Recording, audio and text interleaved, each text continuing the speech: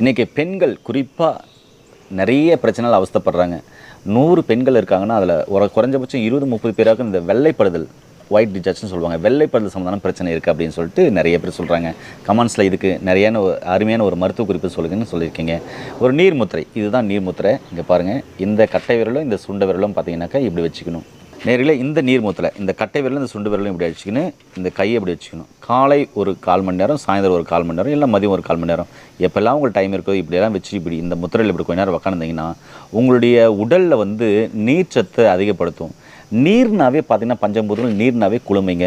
அதனால் உடல் குளுமையாச்சுன்னா உங்கள் உடல் சூடு சார்ந்த அனைத்து பிரச்சனையும் சரியாகும். பெண்களுக்கு வெள்ளைப்படுதல் சம்மந்தமான பிரச்சனைகள் சரியாகும்.